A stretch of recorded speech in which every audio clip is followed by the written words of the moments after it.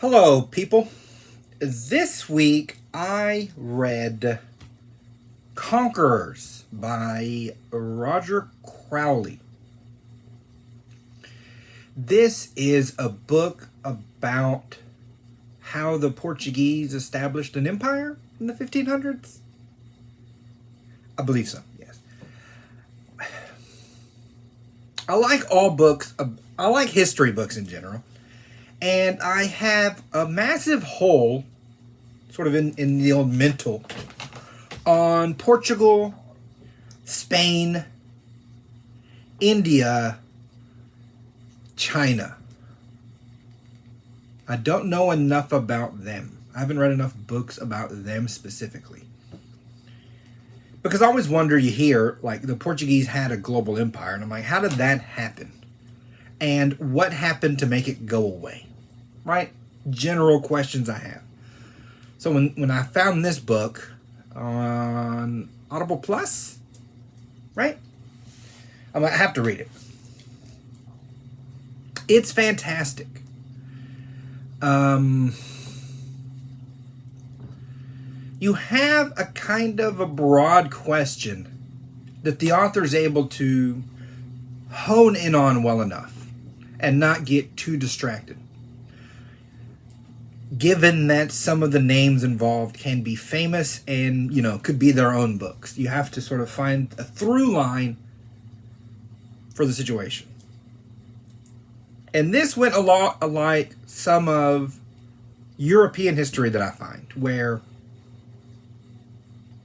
sort of taken individually, maybe, certain aspects wouldn't be as interesting as when they're part of a whole. So, if you have somebody who needs to go on a long voyage, he may only do that voyage once or twice, but he's impactful, right? Because they have court, and that court's essentially social and a government.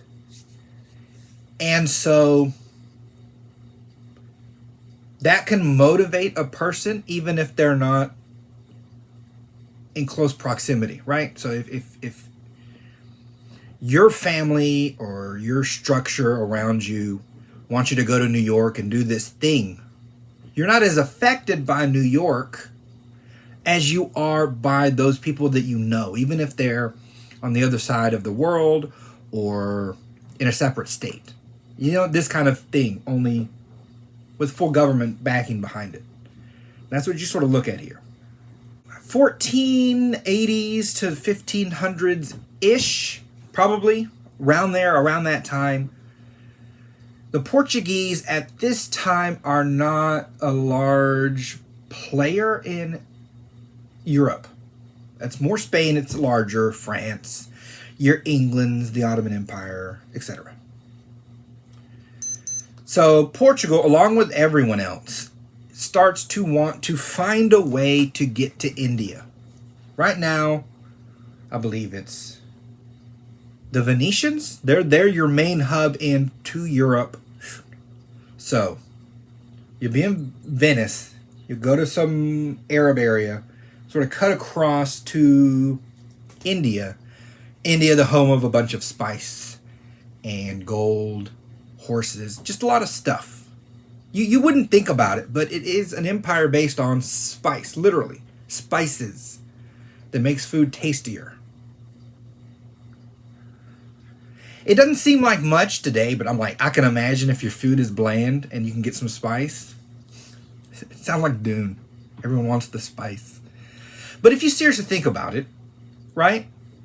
If I have a boatload of something and more people want it than is there, the price is going to be at a premium. And every boatload of spice you bring, literal boatloads of spice, sell completely out and at a premium. So it's made Venice, the richest place on earth, because it's this hub to the rest of Europe for all this stuff. Well, Portugal and a bunch of other people want in on it. They call him Henry the Navigator. I think Christopher Columbus talked to this guy, saying, I think I can find a way to India, but they thought him a bit of a... They thought he was kind of showboaty. They didn't like him. He obviously ends up going to Spain and finds his India. But what this Henry the Navigator would do is he determined that this should be a thing his country does. That we should focus on this above other things, other pursuits. That they cannot get through sort of the Mediterranean. The Ottoman Empire is too strong. It's too established. So your other options to go, obviously Columbus style, around the world, which they weren't sure about at this time. You know, they're still in the era where you would throw charms in the water to stop a storm. This kind of, it's way back, right? They don't have all these science established, the latitudes, etc. There was that, and then there was Africa. Now, they obviously know Africa's there, but they don't know. They're like, let's just go around Africa. That should be doable. So he would set up, what did they say? A squire of his household would go, led by, what is it? The squire would be in charge. This is someone tangentially connected to the royal family. So it's an important situation. But he might not be a good enough navigator to get him anywhere in the ocean. So a pilot is hired. And normally this person doesn't get any credit, which is weird to me. But that's how the Portuguese did it. And the first chunk of this book is sort of how they tackle this first stage of the problem. Problem being Africa. Now, if you can imagine being in a wooden boat that doesn't go very fast. I'm like, okay. We got some boats now that go 15, 20 miles an hour, something else like this. And that's nowadays. You're going on the winds, essentially. These weren't large boats. They were specifically built for this idea.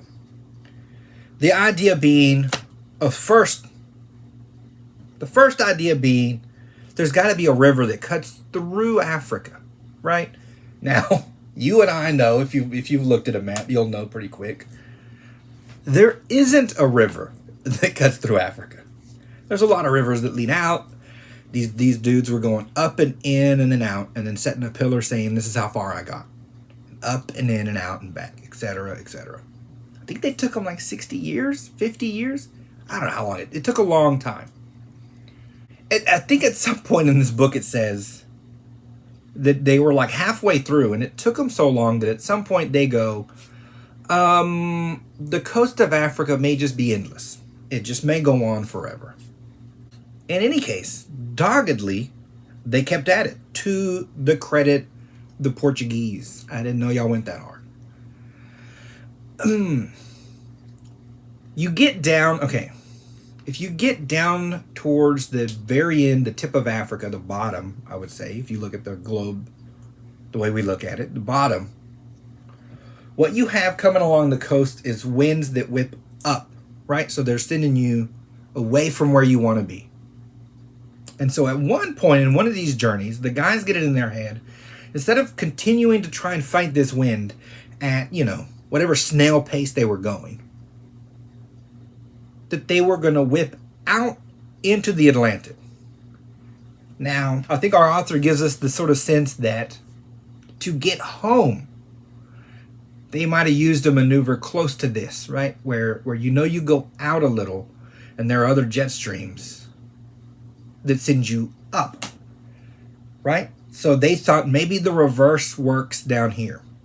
That if the wind is helping me down Africa and then the winds out help me up towards home, then maybe if the winds are against me going down Africa, the winds out will help me further along the way I want to go.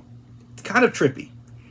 Again, if you think about it, these are dudes in wooden boats without satellites, with no radio. The Atlantic Ocean hasn't been explored. We don't know what's there, if anything. We're still in the sense of astrologers are trying to give us the best time to maneuver. this kind of religious, spiritual thinking versus a scientific thinking, right? This is the state we're at. And these fools decide, I'm going to leave that coastline and yeet it out. And I think they went a good 15 days or so. Just went out into the Atlantic. Till they sort of felt the winds change, turned, opened their sails, and cut a jet stream. Now, what this jet stream then did is it sort of whipped them past where they wanted to go. So they were very close to what ends up being the Cape of Good Hope. That's your very tip bottom of Africa. You round that, then you can start going up, right? Well, it whipped them out past that fast enough, so they're now into the Arctic areas. They were getting cold, they were dying. Before they decided to sort of whip back around. It's so fast. It whipped them, and they end up past a nifty little trick. And it was, I think, years go by before because this is a feat, right? So they establish this feat, come back home, tell everyone about it, and then they gear up to use this feat. That as they traverse the coastline, they get a sense, like, we're going the right way now. Let's go back. They go back. I think it's some 9 years later before we're hitting this again. They hit it with bigger ships because they're no longer interested in sort of the river idea. They didn't find a river. They didn't find a river that cuts through, so they don't need a small ship that can navigate a river. They need a bigger ship that can deal with the ocean, carry more supplies, more dudes, etc. That's what they get. So in the this is just cool to me. In the midst of this sort of idea happening, right? Columbus returns on the Mayflower to Pestelu, a city in Portugal. The sort of the traditional return spot. It must just be located right. He comes back on this ship and says, I found India, people. I've done it. Now, again, we all know he didn't find India. He found the Caribbeans and America, etc., etc. But at that time, you got this guy coming into town who you didn't believe, saying, I've gone around the world and I've found India. And so you have some internally going, well, our situation is useless. He found another way. There's no point to do this. But other people were like, I think he went the wrong way. I think we're still on the right track. And the king committed to that right track. This is just cool, though. I did not, for whatever reason, I had always heard of the West Indies, probably because I watch cricket. And I wasn't sure why they called these. It's like countries like Jamaica, the Caribbeans. I'm like, why do you call it the West Indies? I always thought that was on the other side of the world by India. It's not. It's right there below, isn't that below Florida down there? In any case, it's because of this. It's because of Columbus. Goober that he is. So this king then dies. He dies, and the guy who takes over for him is Don Manuel, I believe, is his name. Again, these are religious people. He starts to believe it's his destiny by God to establish this kingdom in India, to spread Christianity. Of course, all the wealth that comes from it will be, a sign of the blessings of God. They go on the assumption also, and this is a big deal throughout the book. They go on the assumption that a man named, what is his name? Prester John.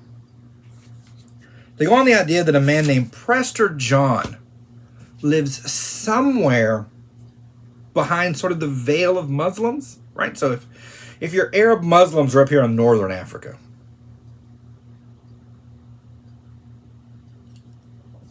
They had the idea that somewhere beneath him in Africa, somewhere in there is a good, wholesome Christian king who will help us, in defeating the dirty Muslims. That's how they thought. I'm trying to get it across to you. They meet an Ethiopian guy there, sure is Prester John. This idea of this guy living down there, it actually takes solid root in Portugal for a good long while. I don't think there is a Prester John down in there. But they believed it, and it helped move them along. I bring it up because it's brought up a bunch in the book. Literally decade after decade of a belief in this guy out there somewhere. It's pretty wild. So this expedition, they send a man named Vasco da Gama. And it's an audiobook, so our narrator reads this crap out in Portuguese all the time. It's kind of cool. But it could be a little hard to understand. Know that going in. He gets to somewhere around Madagascar, which is sort of the tail end of what the Arabs... That's the tail end of their back end knowledge of Africa. And there he finds a dude who's like, I'm a Christian. I can show you the way. Now, we don't know if he's like an actual Christian or that's just the verbiage that came back from these sailors to Libsyn, the capital. I'm not saying the capital because it sounded weird coming out of my mouth. Lisbon. I think it's a Z-ish. Libsyn. So it's shady as to who this cat is, but the Arabs don't like him because he showed them the way. He did. He showed them the way to Calcutta. They start dealing with these people from India. Now what we have up here is Arabs hanging out with Hindus for a good probably, 800 years, 1,000 years, whatever it is. And they get along well enough. I'll sell you my spice. You give me money. No issue. You're not trying to conquer. I'm not trying to conquer you. It's a perfect setup. And then here come the Portuguese. Not happy about any of it. I believe at some point, the Arabs, it just mentions this in passing, and I can't help but mention it. The Arabs call these Europeans, because they see them as the Franks. And so they call them the Ferengi, which just made me laugh. But again, that's a complete side point. This is in no way a point made in the book. It just makes me laugh. Okay, so they get a guide. He gets them across the Indian Ocean. This is a sort of phase 2 of the book. The first phase being exploration. Phase 2, he gets them across to Calcutta. 23 days across the Indian Ocean. There they meet Indians. Now, if you've seen Shogun the show or read the book, this feels a lot like that. Only instead of a nice British guy you're dealing with, it's just a very intense Portuguese dude. So what we have is miscommunicados all over the place.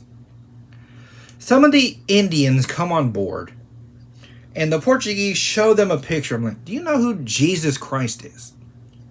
Christ? Do you know Christ? And the Indians see it and go, that's my boy. That's my boy, Krishna. And the Portuguese are like, yeah, they say Christ weird, but it's got to be Christ, right? And the Indians are like, yeah, they say Krishna weird, but it's got to be Krishna. Now, again, if you don't know, Jesus Christ is one person. Krishna is another. Krishna, I believe Krishna has blue skin. And Jesus Christ is Jewish. Right? So they're not the same. They're not the same at all in any respect. But they believed that these were odd Christians. And they're just weird. They've been living in the jungle a long time. I mean, they don't have access to Rome and the proper procedures to be Christians. But, yeah, I mean, they're right. Certainly, though, certainly they'll hate these dirty Muslims, because any Christian would. Right? And that's how the Gama proceeds. With that and like utter suspicion. Just, I guess, from years of being at sea, from, cannibals randomly showing up in Africa, whatever it is, their own sort of setup, how they're treated in Europe, all these things sort of build up into making these suspicious fools. What do they call them? The Samadri, that's the king in the area that they went to, shows up with gifts. He's like, nice, you're here. Come on over. We'll eat. It'll be cool. And the Gama sit there on his boat like, nah, he's up to something. I ain't going over there. F that. And it's just back and forth of trying to make this sort of peace happen. Everyone. I mean, at some point they do go to shore. And everyone is chill. Everyone Da Gama brought is chill. All the Indians are chill. Everyone's just having a party. They're eating food. It's nice. Everyone's chill but Da Gama. He's just sitting there glaring at people. Sideways. And he's pushing, right? He doesn't want to talk without hostage taking. This is where you give me some of your people, I'll give you some of mine, so that we can talk normal. And if anything goes sideways, I'll kill your people and you'll kill mine. And rather than do that, it'll sort of force us to talk peacefully. I'm like, this seems like a good idea. Except for losing in translation, they're Hindu. And at this time, these people said, I cannot eat or sleep on the water. I just can't do that. So he's like, well, you're staying on the boat because that's where I'm staying. And eventually they die of starvation or whatever else because they weren't drinking water or eating food and they're stuck on a boat. They just died.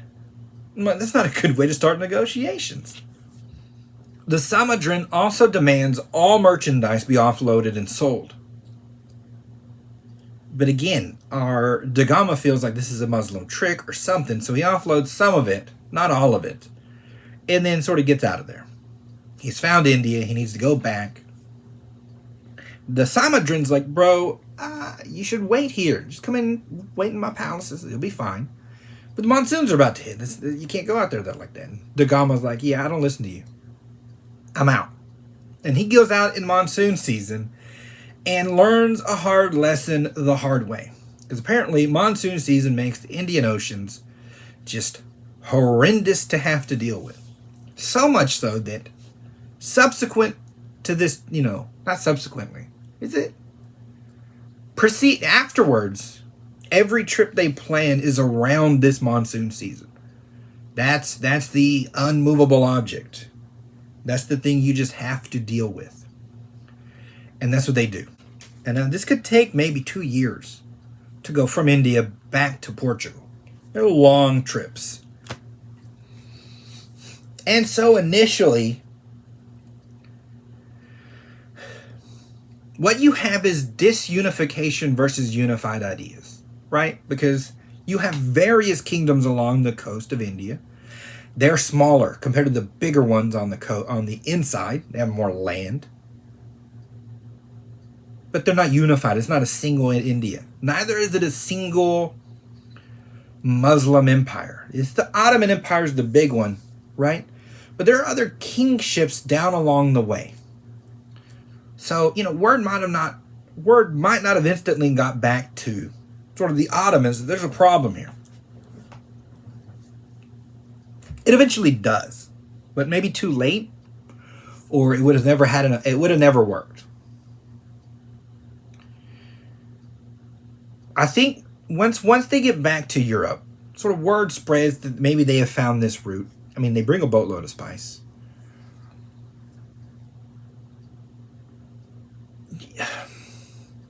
Just as a side note, you could lose upwards of 30% of your dudes, like 30% attrition. They're just going to die of something in the course of this 2-year out, sort of back situation. But the trip paid for itself, I think they said, what did he say? 60 times over? The trips will pay themselves 60 times over. So that amount of You could go on some trips. I remember I read this once for the British, and after like one tour and back, an average sailor, just a normal guy, would have enough money to start like a full-on business as a baker. And of course, higher ups would have money to buy estates. And admirals would have even more than that. It's jack tons of money. So obviously it's going to drum up tons of interest. Never a lack of dudes. And then if there were a lack of dudes, we just go to the prisons and haul them out and make them be sailors. I think a lot of the people, once sort of word spread, weren't too worried because they said there's no way that distance is manageable. There's no way that the Portuguese can keep that up at any kind of a rate that would bother anyone in Venice or in the Ottoman Empire in any way. It's just too far, right? That's what they all sort of generally thought to begin with. They were completely wrong, though. The Portuguese are out of their mind.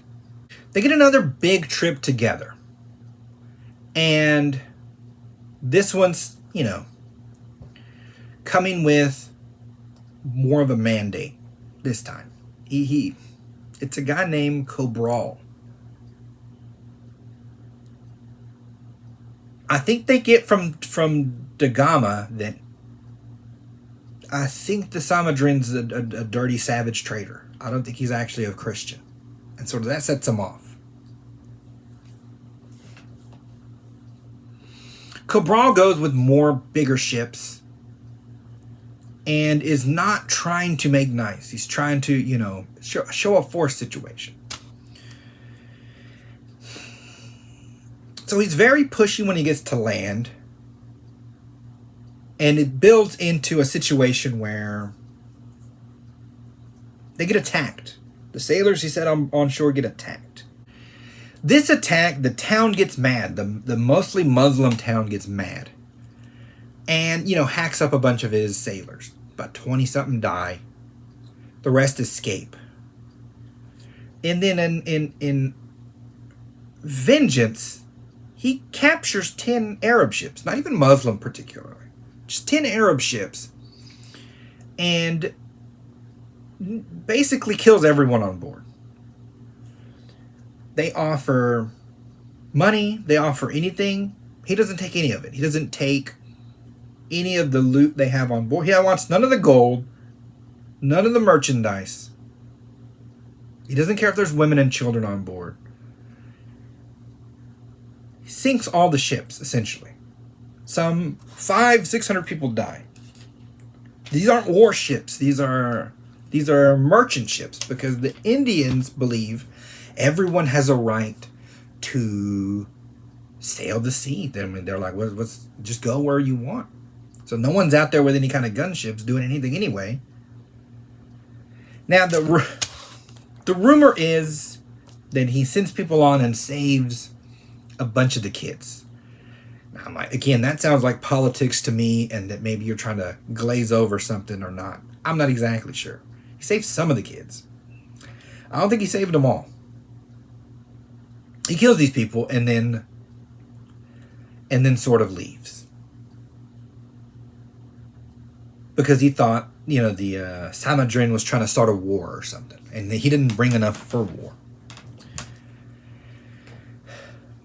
You see, but you're like, it tells you a lot about the Portuguese. And then this sort of is shown more in sort of the last phase of the book.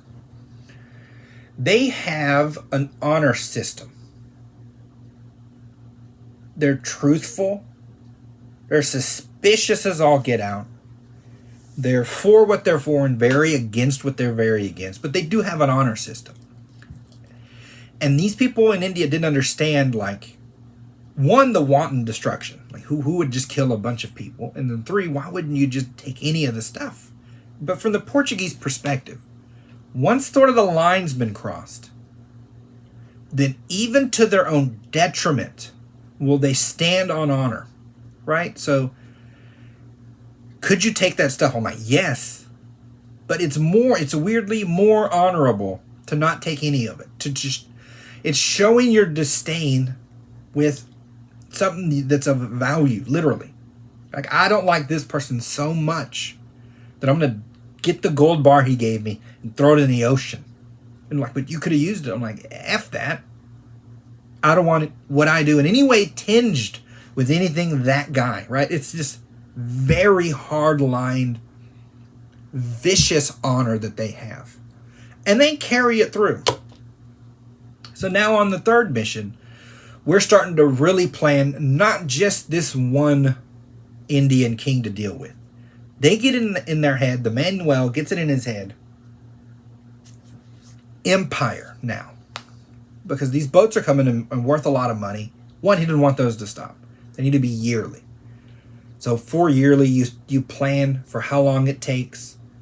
And they just keep making ships and keep filling them with dudes and keep sending them. And they get to a point where halfway through the trip, one ship would pass the other, sort of, right? They wouldn't see each other all the time, but they would be passing each other. Just a constant flow of them from Portugal all the way to India and all the way back. All the dudes aren't going to be dying. Every trip you learn something new. Every learned trip you add to your knowledge base. And then you use that knowledge base for the next batch of soldiers. As this was sort of starting to happen,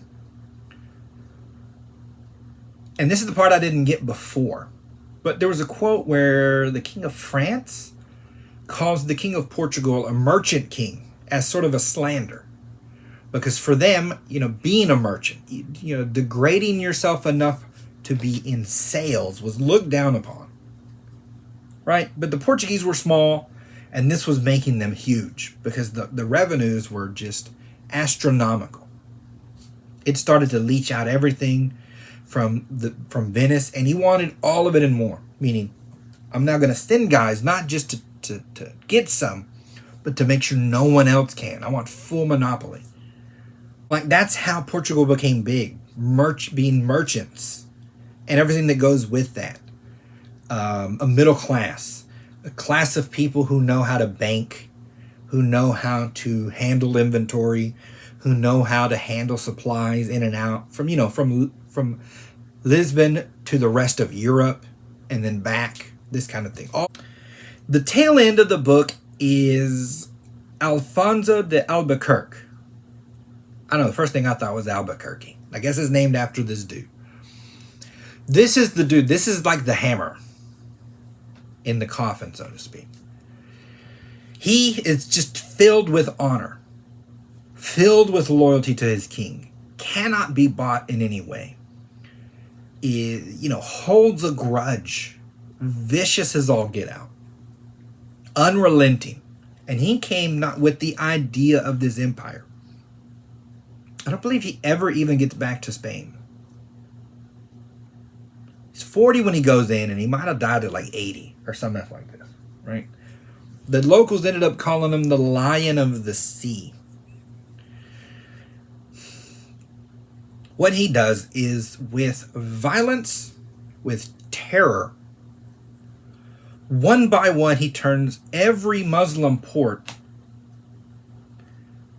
Portuguese. He'll stop at a port. He'll have issues further inland. He will strengthen you in those issues. Give you guns, a fort, etc. Right? He'll do something. And if you're not towards him, he'll help the one against you. Literally, he set up one of them to be assassinated. Like, he invited everyone in, stabbed the guy, stabbed the other guys, and turned to the third guy and say, "You're now the one in charge." And that guy's like, "I love Portugal," because obviously that's what you'd say. Turned every little one into a vassal state of Portugal. You no longer trade with Muslims. You only trade with Portuguese. And then he moves on to the next one after the other. And when I say honor, it took him a while to get out of this mode. But at one point, there's a battle, I don't remember the name of it, where all the sort of Sultan's ships are in one spot. And the Portuguese ships have bigger guns. So the German's like, perfect.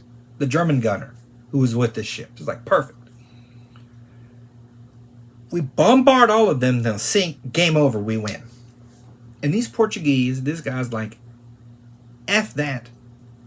That's for pansies. I'm going to go in there and I'm going to cut them and they're going to know. And the Germans just, the Germans just couldn't understand it. They literally rolled in on these ships and fought hand to hand a battle that they did not have to fight hand to hand, and they were outnumbered. And it's just story after story of this kind of, you can't say anything but it's brave. That how committed they are to their cause. It is brave. There's one guy in charge, big tall guy, so everyone's seeing him and shooting at him, in armor, so it's shiny, pacing the deck giving orders. And they're like, bro, you should get down. And he's like, nah. No, that's for pansies. I ain't getting down. Boom! Cannon to the leg, right? There goes the bottom of your leg. Just gone. What does he do? He goes, ah! Sit me up by the mast. He didn't even want to go down below deck after that. So he sit him on the mast, still trying to give orders till, bam! Cannon through the chest. There goes that guy. I'm like, Jesus. There was one group of 10 guys who were like, okay, when the boat comes, we're all going to jump, right? Agreed. Boat comes, but, it's on the water, so it goes, whoosh, and it goes away real quick. They still YOLO. Half of them just end up in the water. Of course, they die. They'll get back out. Maybe they got back out. I don't think they did. The other 5 end up on the boat with now less dudes than they thought. And all their backup floated that away. So it's just enemies. Did they give up? They're like, no. F that. Giving up for pansies. So they pull out their swords and just fight their way into like a corner. And then proceed to keep fighting for like the next 10 hours or some mess. So that boat comes back around to rescue them. They say they were rescued more dead than alive. At one point they wanted to storm a structure on land, a land structure. The Albuquerque wanted this island, so they storm a land structure. Now, clearly, this one guy wanted to be the first one in. So they set up the ladder. He YOLOs up with a bunch of dudes. The next bunch go up. The ladder then breaks. So they're trying to fix it while getting attacked. Then the ones on the wall are like, bro, help us out. We're getting overrun. And the guy's like, I can't. The ladder's broke. Come back down the rope. That first guy up goes, I didn't run up this wall to go down a rope like a pansy. F that, I'm staying. And stay he did. Until, he took an arrow to the forehead and died. I'm just like, oh my God. They just stick to, there's one point where they blast a hole in the wall. But the one guy, they're like, okay, you go through first. He's like, I'm not going through first. That other guy was the first on the island. So if I go, it just builds his honor. So I'm not going through the hole first. And everyone else had the same thing, the same idea. They're like, no, they couldn't agree on who would go in first, so no one went in. And the momentum was lost because it's a battle, and you end up not capturing the island. Literally for honor. Also, right? They're very honorable. They'll capture a ship or a building or an island. And they're like, I'm killing all the Muslims. They're dirty, horrible Muslims. Hold on, except for these extremely attractive ladies from this harem. There's no real reason to kill them. That's what they did one time. They killed everyone, take over this island, or spot, or fort.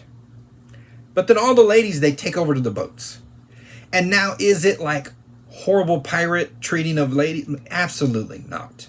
Of course, the common sailor doesn't get to talk to these ladies. The ladies get dispensed throughout the number of boats. And they get to chit-chat with the nobles, the officers. Some of them, like the officers, get married. Some turn to Christians. And it's all going smooth until he finds out, because he wants to use these ladies as some kind of leverage or something. He finds out, like, you all been fraternizing with the ladies? How dare you? So he gathers all the women on his boat so this fraternization can no longer happen. Well, you got a bunch of young men, and he's like, bro, I like that lady. So he swims over to the chief's boat, climbs in, and sneaks on board, rendezvous with the girl he likes. The captain finds out. And he's like, how dare you do this dirty, ungentlemanly thing on my boat? Hang him.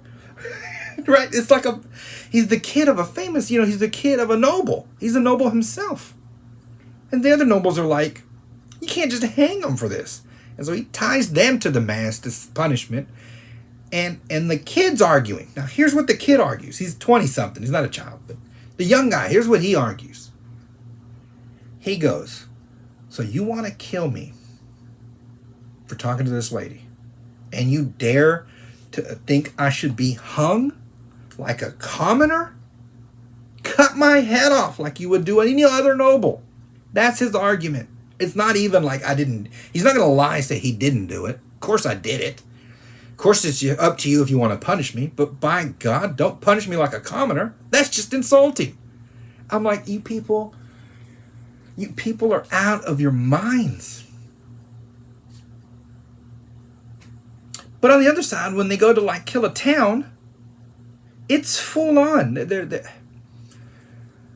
It's pretty vicious stuff how they do towns dirty sometimes. Sometimes they like literally kill everyone in town. Like I didn't even want to say. Well, I'll say it. It's history. They get a baby. This is the report, and then just like dash it up against the wall. Just how vicious they could get. They would follow the orders of this guy, and this guy did not play games. And this is what he did for the next 40 years. He completely owned sort of every fort, or the forts he needed. There was a particular island, I didn't write the name down. Everyone on board wanted to go to land, but he's like, no, we need this island. So he takes an island that has a spring on it. Then makes them build a big fort on it, which was a pain for everyone involved. But from that island, obviously, you can send your ships out. And an armed force can't get actually to you because it's an island. And through that, and through piratism, essentially, they're capturing any Arab boat they could find. They shut the valve off and become the only source for Portuguese to get for Europe to get spices through Portugal. And then they just bloom over there. He eventually cuts off the entire coast there and then gets it in his head, I want to take China and the Ottomans next. He wants the Red Sea. Again, still with this idea of Prester John up in there. But he goes into the Red Sea, and that's sort of his last hurrah. He dies out there, sort of almost of old age. The tail end is a lot of the styles of fighting, of boat-to-boat actions, storming beaches, a very action-packed second half history. But you see, okay, and the tail end of it, of him dying, it's somebody who was his nemesis is sort of telling him, like, you're on the outs in Lisbon. They don't like you no more. They're going to replace you with these other people, and you're going to have to go back to, you're about to have to go back to Portugal. And in his mind, it had been so grandiose. He said, there's no honor in Portugal that could equal being governor of India. I just run everything. And he did. He'd tell people when to go to sleep, when to wake up. Whatever he said was law. He was like king. Whatever he said was law. And so, sort of brokenheartedly, he thought the king was going to, come and relieve him of duty. And then he sort of just passed away. You lose hope at an old age. You lose that drive. And sort of you're done. That's not what happened, though. The king actually sent a letter like, yeah, we think you're great, and we're going to keep you there and do this other stuff that's great for us, too, and we love everything about you. But he didn't get that note till, 8 months after he died because of the lag between the trips. I think it was a great book. Again, there's way more detail.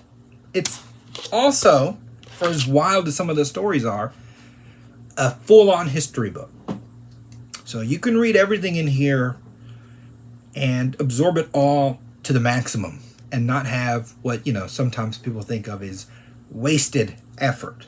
Everything you're reading is factual and can be carried and talked about as such, as opposed to, knowing everything about Gondor, right? I'll do both. Also, I don't think you'll be able to, you might be able to, I don't know. I'm not able to remember everything that happened in this book, which I think is a good thing. I like the idea that I can reread this type of a history and get something more out of it the next time. That's Conquerors.